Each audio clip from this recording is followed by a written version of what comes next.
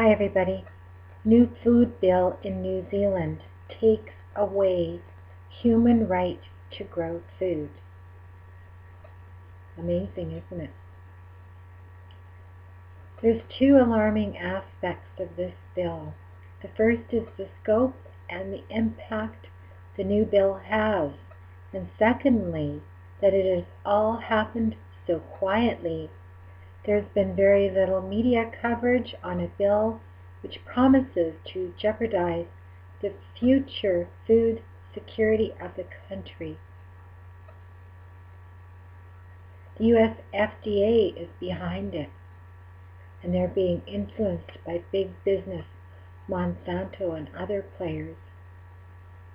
It looks like this New Zealand food bill will pave the way to reduce the plant diversity in small owner operations in New Zealand. For example, by way of controlling the legality of seed saving and trading, barter, giving away, all will be potentially illegal. Here's a few snippets. It turns a human right to grow food and share it into a government-authorized privilege that can be summarily revoked.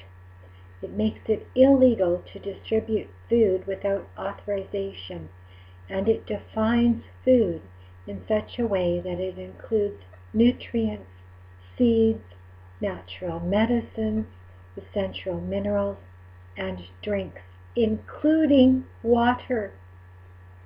By controlling seeds, the bill takes the power to grow food away from the public and puts it in the hands of seed companies. That power may be abused. Growing food for distribution must be authorized even for cottage industries, and such authorization can be denied. Under the food bill, police acting as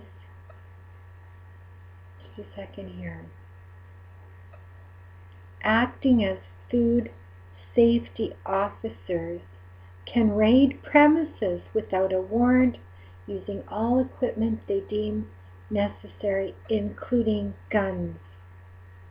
Members of the private sector can also be food safety officers, so Monsanto employees can raid premises backed up by armed police. The bill gives food safety officers immunity from criminal and civil prosecution. The government has created this bill to keep us in line with its World Trade Organization obligations under an international scheme called Codex Alimentarius. So it has to pass this bill in one form or another. The bill would undermine the efforts of many people to become more self-sufficient within their local communities. Seed banks and seed sharing networks could be shut down if they could not obtain authorization. Loss of seed variety would make it more difficult to grow one's own food.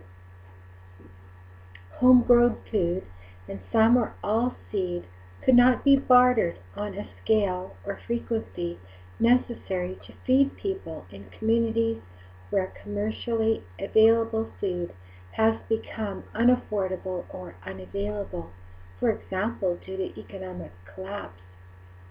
Restrictions on the trade of food and seed would quickly lead to the permanent loss of heirloom strains, as well as a general lowering of plant diversity in agriculture. Organic producers of heirloom foods could lose market share to big money agribusiness outfits, leading to an increase in the consumption of nutrient-poor and GE foods. The key factor is seeds. In many cases, they specifically are food. Of course, grain seeds, seed potatoes, rice, maize, quinoa, many staples. As the bill stands, all these will explicitly be controlled substances with similar penalties for the possession, just like drugs. Unbelievable.